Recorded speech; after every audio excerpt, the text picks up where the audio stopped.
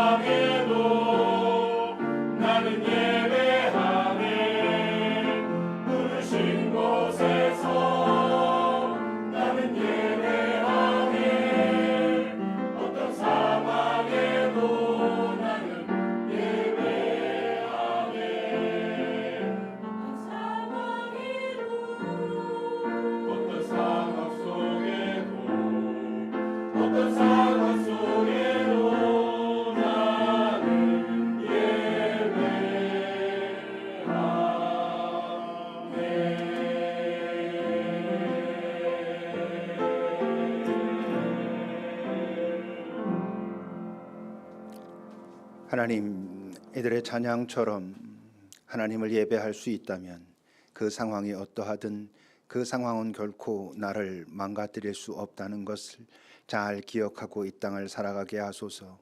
때론 물에 빠질 수도 있고 불이 나를 태울 것 같을지라도 그 자리에서 내가 주님을 기억하고 주님과 함께 있다면 그것은 결코 나를 망가뜨릴 수 없다는 것, 결국 나는 나다움의 길을 결국 가고야 말 것이라는 것을 믿고 이 땅 예배하는 예배자로 잘 살아낼 수 있도록 주님 오늘도 우리를 주의 말씀으로 가르쳐 주옵소서. 또 주 앞에 바치는 우리의 예물이 주의 평화와 사랑을 위해 이 땅 힘들고 아프고 어려운 곳에 그리고 주의 영광이 드러나야 할 곳에 바르게 사용되도록 주님 잘 이끌어 주소서. 주 예수 그리스도의 이름으로 기도합니다. 아멘.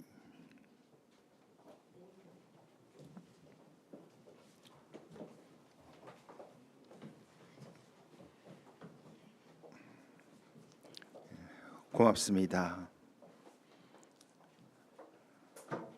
오늘도 유미자매랑 진우 형제가 새롭게 급이소리에 투입이 돼가지고 더 풍성해지는 듯합니다. 금년 이렇게 시작된 지 한 달 됐는데 돌아보면 금년에 여러 우리 교회의 그 구석구석에 새로운 인물들이 많이 이렇게 투입되고 있는 것 같아 아주 희망이 되고 기쁘고 고맙고 그렇습니다. 감사합니다. 여러분은 다음 두 가지 중 어떤 것이 정말 예수를 잘 믿는다는, 이 사람은 정말 하나님의 자녀인 게 확실하구나 라고 말할 수 있는 표지라고 생각하십니까? 우선 첫 번째는 이제 예수를 믿고 하나님의 자녀가 되었으므로 이 땅에서도라는 것은 이 땅의 이 질서, 사람들이 이 땅에서 원하는 그런 질서 속에서도 모든 것이 술술 잘 풀리는 사람, 그를 보면서 와, 이 사람은 정말 예수 잘 믿으니까 이렇게 되는구나, 하나님의 자녀인 게 맞구나 라고 말할 수 있을 것인지, 아니면 이제 예수를 믿고 하나님의 자녀, 하나님의 백성이 되었으므로 이 땅에서 살지만 하나님 나라의 질서를 사는, 하나님께서 내게 기대하시는 것이 무엇인가를 고민하고 그 하나님 백성으로서의 삶을 살아내는, 그래서 어쩌면 조금 만만치 않은 순간들이 있지만 그 삶을 기꺼이 살아내므로 그 평화를 보여줌으로 이 땅에 그 나라를 소개하고 전하는 삶, 그런 사람을 보면서 저 사람은 정말 예수를 잘 믿는 하나님 나라의 백성된 하나님의 자녀로 살아가는구나 라고 여러분들은 말할 수 있겠습니까? 첫 번째 것과 두 번째 것, 첫 번째 것처럼 되면 좋겠다라고 우리 많은 사람들이 생각하며 사는 게 맞습니다. 그렇게 살지만 그러나 우리가 인정하게 되지요. 그래도 후자가 예수 잘 믿는다는 거고 진짜 영원을 알고 하나님 나라의 백성, 하나님 자녀가 됐다는 표지지라고 말할 수밖에 사실 없지요. 여러분, 예수님께서 왜 당신께서 이 땅에서 받으셨던 그 시험을 우리와 공유하셨겠습니까? 그건 이 땅을 하나님의 자녀로, 하나님의 백성으로 살고자 할 때 피할 수 없는, 결국 닥쳐올 수없이 많은 여러 유혹들의 실체, 본질이 무엇인지 우리에게 가르쳐 주시고 그것들을 어떻게 대처해야 하는지를 우리에게 알려주시기 위해서 당신이 받은 시험을 우리와 함께 나누셨던 것이지요. 그런데 이제 주님께서 우리에게 공유하기 원하셨던 그 시험의 실체와 그것에 대한 대처, 그것을 그렇군요 라고 그것을 인정하고 그것을 받아들이고 그렇게 살아야 되겠구나 라고 하려면 그 전에 먼저 필요한 자기 인식, 자각이 있습니다. 그게 뭐겠어요? 내가 누구인가 라고 하는 것, 그걸 우리가 자기 정체성이라고 하지요. 내 정체가 도대체 진짜 무엇인가를 알아야 예수님께서 말씀하신 그 유혹의 실체와 그 대처법을 받아들이고 그렇게 살겠습니다 라고 하게 되겠죠. 내가 하나님의 자녀고 하나님의 백성이니까 결국 그렇겠군요. 그렇다면 그런 일이 벌어졌을 때 주께서 하신 것처럼 저도 그래야 되겠군요로 받아들이게 될 것 아니겠습니까? 여러분, 내가 누구인가를 그 사람이 말로 어떻게 하든 정말 그 사람이 어떤 사람인가를 아는 아주 좋은 것이 있는데 뭐냐 하면 그가 정말 원하는 것이 무엇인가 하는 것입니다. 그는 어떤 소망을 가지고 어떤 바람을 가지고 지금 이 땅에서 살고 있는가 하는 것이고, 그것을 우리의 용어로 말하면 그의 기도인 것이죠.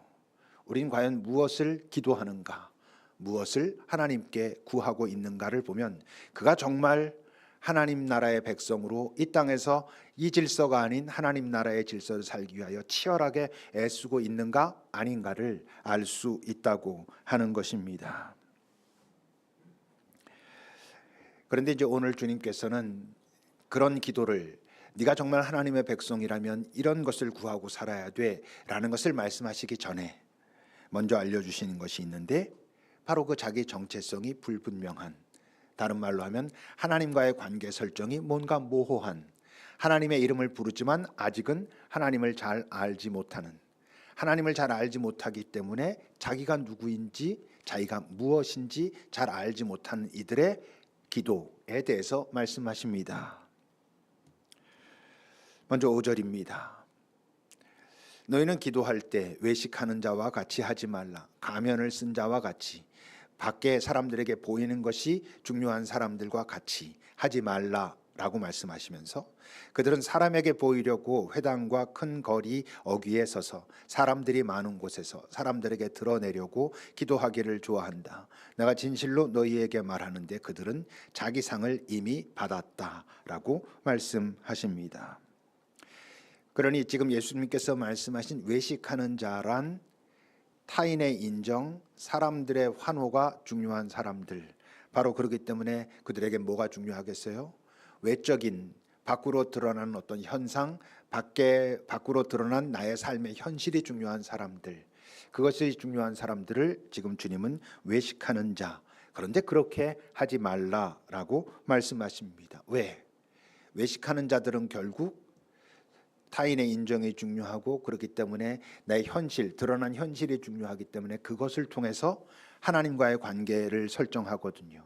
그 현실이 잘 풀려가고 좋으면 나는 하나님과의 관계가 좋은 것이고, 그렇지 않을 때 나는 하나님과의 관계가 멀어져 있는 그런 이들을 향해서 그것은 옳지 않아라고 말씀하시는 거지요.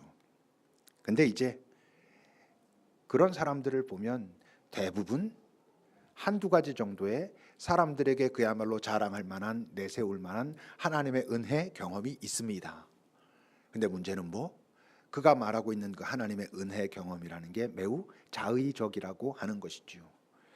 어떤 성취를 가지고, 그 성취가 어떤 의도를 가지고 어떤 과정을 거쳐서 이루어졌는가와 관계없이 나는 하나님 앞에 기도했고 이것을 위해서 기도했는데 이루어 주셨어, 그것이 하나님의 은혜를 받은 것이라 자랑할 만한 것으로 그들의 경험 속엔 몇 가지가 있다는 것입니다. 지난주에 얘기로 하면 성전 위에서 뛰어내렸는데 난 이렇게 발끝 하나 다치지 않았어, 이렇게 하나님이 나를 지켜주셨어 라고 말할 만한 어떤 것들을 가지고 그들은 하나님과의 관계를 형성하고 있다는 것이지요. 그들은 그러니까 결국 뭡니까? 언제든 하나님과 멀어질 준비, 헤어질 결심을 하고 있는 것이라고도 볼 수 있지만, 실제로는 본래부터 별로 하나님과 가깝지 않은 것입니다. 하나님이 누구이신지, 하나님의 마음이 어디에 있는지 잘 알지 못하기에 그런 것을 통해서 하나님과의 관계를 규정하고 형성하고 있는 것이지요. 또 7절에서는 이렇게 이야기합니다. 기도할 때 이방인과 같이 중언부언하지 말라. 그들은 말을 많이 하여야 하나님께서 들으신다고 생각한다. 왜 중언부언하겠습니까? 왜 같은 것을 반복해서 계속 하나님 앞에 나아가 끝까지 아뢰겠다고 합니까? 하나님께서 듣고 계시다는 느낌이 없거든요. 자기가 이렇게 간절한 마음으로 하나님 앞에 구하고 있는데 지금 하나님께서 나의 기도를 들으신다라고는 확신이 없으니까 계속 그는 그것을, 같은 것을 반복해서 구합니다. 근데 그런 이들에겐 특징이 있어요. 하나님께서 들으셨구나 라고 하는 그 결론을 무엇을 통해서 내립니까? 자기가 구하는 것이 이루어졌을 때 하나님은 나의 기도를 들으셨다라고 생각합니다. 그러니 사실 우리가 많은 경우 그러잖아요. 하나님께서 내 기도를 들으셨어. 그 이야기는 하나님께서 내가 원하는 대로 이루어 주셨어입니다. 하나님께서 나의 기도를 들으실 거라고 확신해 라는 말은 다른 말로 하면 하나님께서 내가 지금 구하는 이것을 이루어 주실 거라고 나는 확신해와 동치인 것이죠. 근데 실제 그렇습니까? 그렇지 않을 수도 있거든요. 뭔가 왜곡돼 있는 거죠. 하나님과의 관계가 왜곡돼 있으니 그 하나님이 나와 친밀한 가운데 나의 이 간구를 들으신다라고는 확신이 없는 것이고, 무엇보다 신뢰라고 하는 그 단어에 왜곡이 있습니다. 신뢰. 여러분, 내가 너를 신뢰한다라고 말할 때 그 말은 어떤 뜻입니까? 내가 너를 신뢰해. 그럴 때 그 말은 네가 나를 따를 것을 믿어. 또는 나는 너를 따르기로 결심했어. 다짐했어. 어떤 것이 내가 너를 신뢰한다라는 의미입니까? 두 가지 다지요. 두 가지 다 어떤 상황에 따라 이렇게 생각할 수도 있고 저렇게 생각할 수도 있습니다. 어떤 장수가 자기 부하에게 어떤 명령을 하면서 나는 너를 신뢰해 라고 말했다면 그것은 그 장수가 자기 부하에게 나는 네가 내 명령을 잘 따를 거라고 믿어, 이런 뜻이 될 것이고, 그 부하가 그 장수에게 나는 장군님을 신뢰합니다 라고 말했다면 그것은 지금 장군님을 내가 신뢰함으로 장군님의 명령에 저는 언제든 무엇이든 따르겠습니다 라고 하는 것이죠. 그러니까 내가 너를 신뢰한다라고 말할 땐 그 입장에 따라서 다를 수 있는데, 결국 그 입장이란 게 뭡니까? 누가 더 온전한가, 누가 더 주도권을 가지고 있느냐에 따라서 그가 이끌어가는, 그를 따르게 되는, 이렇게 되는 것이지요. 그렇다면 여러분, 우리는 하나님을 신뢰한다라는 말을 자주 사용합니다. 우리가 하나님을 신뢰한다라고 할 때 그 말의 의미는 무엇이어야 합니까? 하나님을 내가 신뢰함으로 하나님은 내 뜻대로 이루어 주실 거야의 의미이겠습니까? 내가 하나님을 신뢰함으로 그 결과가 무엇이든 나는 하나님께서 가자 하시는 것을 따라갈 거야. 내 뜻이 아니라 그분의 뜻을 따라가는 것이 내가 그를 신뢰한다는 뜻이야가 되겠습니까? 당연히 후자 아니겠습니까? 왜?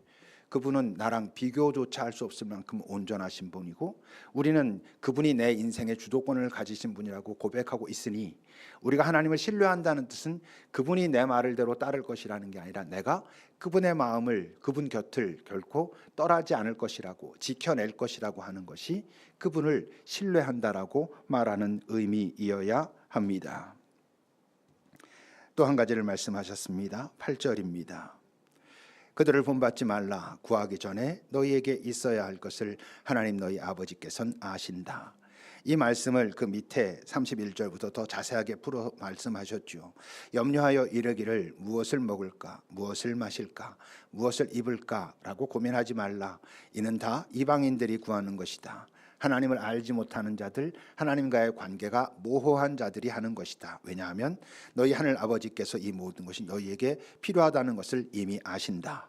그러므로 너희는 먼저 그의 나라와 그의 의를 구하라. 그리하면 그 모든 것을 결국 책임지실 거야. 그러므로 내일 일을 위해 염려하지 말라. 내일 일은 내일이 염려할 것이고 오늘의 괴로움은 오늘 이날로 족하다라고 말씀하셨습니다. 그럼 이 말씀의 초점이 뭡니까? 무엇을 입을까, 무엇을 먹을까,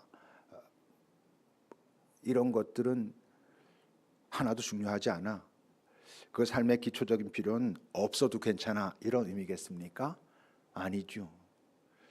거기에 네 모든 마음을 뺏겨서 그래서 그것 때문에 염려하고 그 염려에 너의 모든 것을 쏟아놓게 되면 그럼 위험할 수 있어. 어떤 점에서? 네가 네 삶의 방향을 놓칠 수 있다는 점에서 위험할 수 있어. 그러니 먹는 것, 입는 것, 자는 것, 그 모든 필요들이 아무것도 아닌 것은 아니지만 거기에 모든 것을 걸면 안 돼라고 말씀하신 것입니다. 염려에 빠지지 말라는 것이죠. 그리고 아주 중요하게 말씀하신 건 내가 너의 그 결핍을, 어려움을 알아라고 말씀하셨다는 것입니다. 그런 기초적인 결핍에 대해서 말이에요. 그러면 그건 어떻게 해결해 갑니까? 그 기본적인 필요, 사실 없으면 살 수 없는 것이잖아요. 여러분, 염려에 빠지지 않아야 자기의 그 기본적인 필요가 없을 때 이것을 어떻게 해갈 것인가라고 하는 해법이 보입니다. 해법이 있다면, 해법이 있음에도 염려에 빠져서 거기에 묻혀버리게 되면 그 있는 해법조차 놓치고 좌절하고 절망하게 되지요. 이게 결국 자족하는 마음과 다 있을 텐데, 자족이라는 것이 참 좋아 보이긴 하지만 사실 자족이라는 것도 뭔가 기본적인 게 있어야 자족하는 것이지, 이 땅에 아무것도 없어 정말 자기의 목숨을 끊어버리는 그 절박함 속에 빠지는 사람들한테도 자족해야 돼, 이렇게 말하는 건 그건 폭력이잖아요. 그러니까 내가 할 수 있는 노력을 하지만 어떤 이들은 그 노력조차 더 이상 길이 막혀서 아무것도 할 수 없는 자들도 있지만 그들도 아신다라고 말씀하시는 건 어떤 의미가 있어요? 그럼에도 불구하고 너는 너의 하나님 나라의 의와 그 길을 찾아갈 수 있어 라고 말씀하셨다는 것은 그 길을 함께 하는 자들의 책임이라고 말씀하시는 거예요. 그래서 예수님은 그 후에 기도를 가르쳐 주시면서 첫 번째 가르쳐 주신 그 사람들끼리의 관계에서의 기도가 뭐였어요?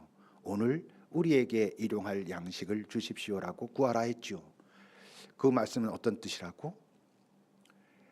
나에게만 일용할 양식이 있는 것으로 되는 게 아니라 그 함께 하나님 나라를 꿈꾸며 함께 걸어가는 그의 나라와 그의 의를 구하고 있는 우리들이 일용할 양식이 없는 자가 있다면 조금이라도 더 가진 자가 그와 함께 나눔으로 우리 안에는 그의 나라와 그의 의를 구하며 함께 걸어가는 우리 안에는 적어도 그 기본적인 필요가 없어서, 그 기본적인 것이 없어가지고 삶을 중단하거나 그 길을 멈춰야 되는 그런 일은 없도록 해야 된다라고 말씀하신 것입니다. 네가 지금 내일을 위하여 비축해 놓은 것이 있는데 만약 오늘 내 옆에 오늘 그 살아가야 할 기본적인 필요가 없는 자가 있다면 내일을 위해서 미리 염려해가지고 비축하기보다 오늘 필요가 없는 사람들, 어떤 것이 필요하지만 없는 사람들을 위해서 함께 나누면서 가야지, 그게 함께 이 땅에서 그의 나라와 의를 구하며 걸어가는 것이야 라고 말씀하셨고, 바로 그렇기 때문에 너의 결핍이 너를 힘들게 할지라도 그것 때문에 주저앉거나 염려 속에 빠지지 마라. 네가 지금 그 길을 함께 가고 있다면 분명히 하나님이 아시고 하나님이 아신다면 당신의 사람들을 통해서 그것을 함께 풀어가며 가자 하실 거야 라고 말씀하시는 거지요. 결국 외식하는 자든 중언부언하는 자든 오늘의 나의 결핍 때문에 염려 속에 빠져서 길을 놓치는 자들이든 결국 그들의 문제는 무엇입니까? 하나님과의 바른 관계를 맺고 있지 못하다는 것입니다. 하나님이 정말 어떤 분인지 누구이신지 정확하게 알지 못한다는 것이고, 바로 그렇기 때문에 내가 누구인지 내 삶의 의미가 무엇인지 알지 못하고 사는 자들은 결국 하나님을 알기에 하나님께 그렇게 구하지만 왜곡되게 잘못되게 구하고 있을 수 있어 라고 말씀하시는 거죠. 어떤 의미에서 지금 이것을 지적하고 살짝 질책하시지만 그것은 저들이 악해 라고 말씀하신다기보단 아직 몰라서 그래 라고 하는 탄식에 가깝고, 우리 중에도 바로 지금 앞에서 말했던 그 세 가지로 분류될 수 있는 그런 간구가 나의 하나님을 향한 간구에 아직은 전부인 사람들도 있을 수 있습니다. 그렇다면 주께서 원하시는 바른 간구, 다시 말해 내가 누군지 알고 내가 무엇인지 아는, 그러기 위해서 하나님이 누구이신지 아는 또는 알고자 하는 자들의 기도는 기본적으로 어디로부터 출발해야 하는가? 6절에서 이렇게 말씀하셨습니다. 너는 기도할 때 네 골방에 들어가 문을 닫고 은밀한 중에 계신 네 아버지께 기도하라. 은밀한 중에 보시는 네 아버지께서 갚으실 것이다. 여러분, 이 말씀과 지금 앞에서 우리가 읽은 그 말씀들 사이에는 아주 중요한 그 형식적인 차이가 있습니다. 뭡니까? 앞에 있는 모든 말씀은 너희라고 하는 복수로 너희들은 잘 들어라 라고 말씀하셨다면, 지금 이 말씀만 너라고 하는 단수로 말씀하고 계세요. 너는 이렇게 기도하라. 네 골방에 들어가서 네 아버지께 기도했을 때 네 아버지께서 갚아주실 것이다. 어떤 의미이겠습니까? 어떤 의도겠습니까? 하나님과의 관계는 결국 개인적인 것이야. 너희들이 공동체에 있다고 해서 이 공동체의 관계가 네 관계는 아닐 수도 있어. 네가 하나님을 알지 못하는 것은 이 공동체가 몰라서가 아니라, 이 공동체 때문이 아니라 네가 하나님과 개인적인 관계를 맺는 데 실패하고 있기 때문일 수도 있어 라고 말씀하시는 것이지요. 그렇다면 저 골방이라는 것은 과연 뭘까?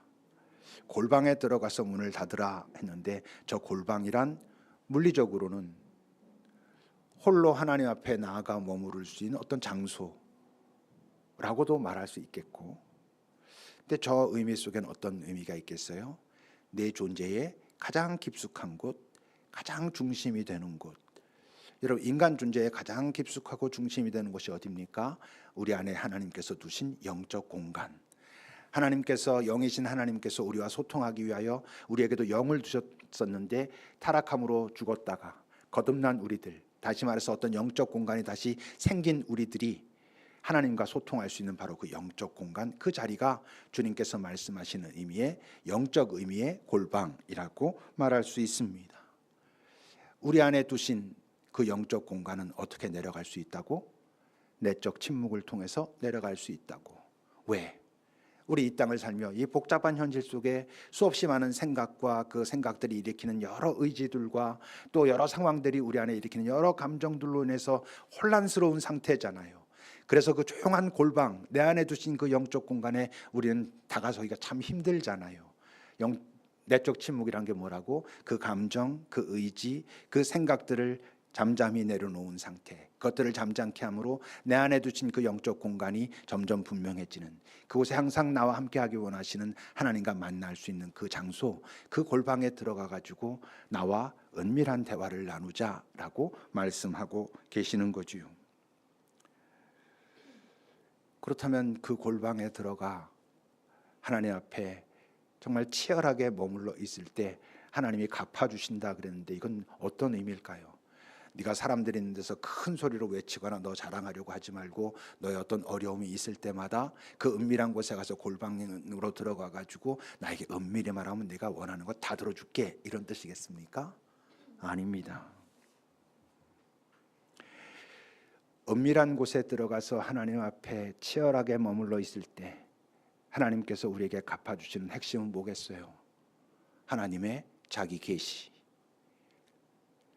하나님 존재 자체를 나에게 알게 하시는 것, 느끼게 하시는 것, 하나님 존재 자체를 느끼게 한다는 건 영원히 나에게 실체가 된다는 것. 이건 어떤 의미에서 우리에게 중요합니까? 우리는 하나님이 살아계시다라고 하는 표현을 대부분 어떤 상황 다음에 합니까? 내가 원하는 것이 이루어졌을 때, 오 할렐루야, 하나님은 정말 살아계십니다라고 우린 고백하곤 합니다.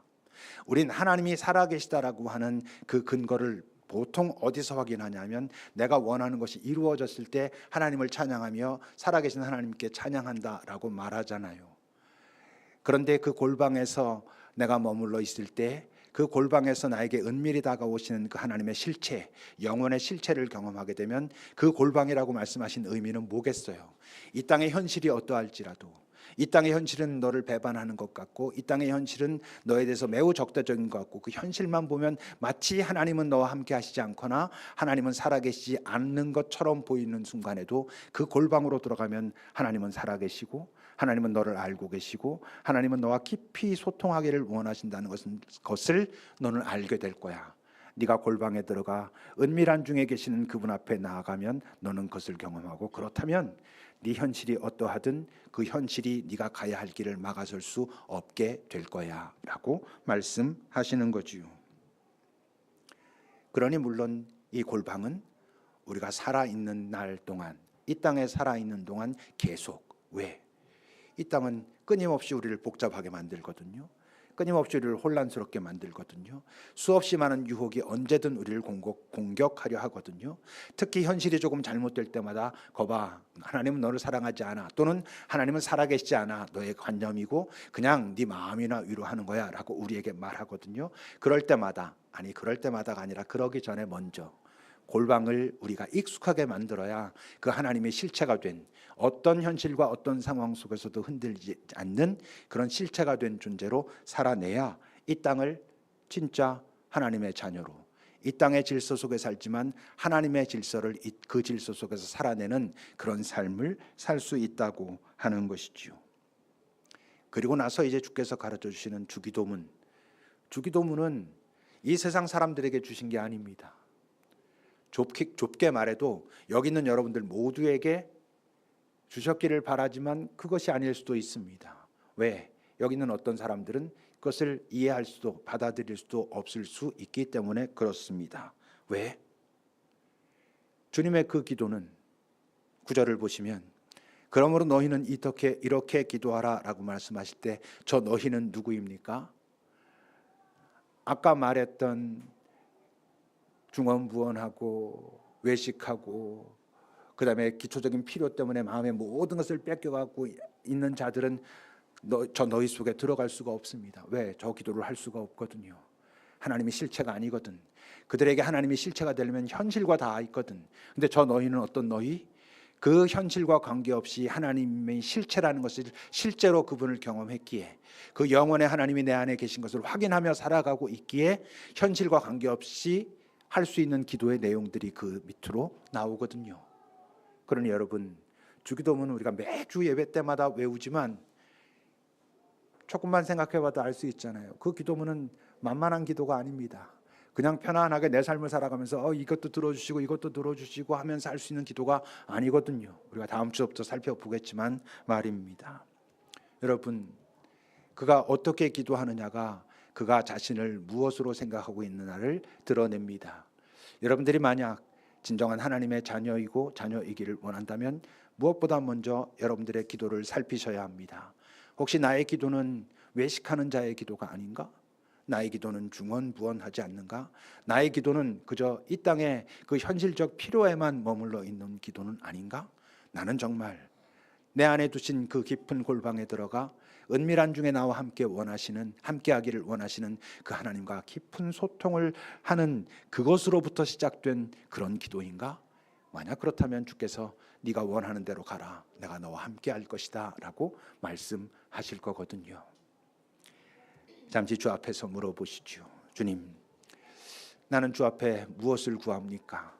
나의 그동안 주 앞에서 구했던 그 모든 간구는 무엇과 관계되어 있습니까? 그저 나의 현실에만 머물러 있지는 않은지요. 정말 살아계신 하나님, 그 하나님의 실체를 경험하고 그러므로 영원히 내 안에 있다는 것을 믿기 때문에 현실 너머를 살아가고 볼 수 있는 그런 기도를 하고 있는지요? 라고 주 앞에 한번 여쭈어 보십시오.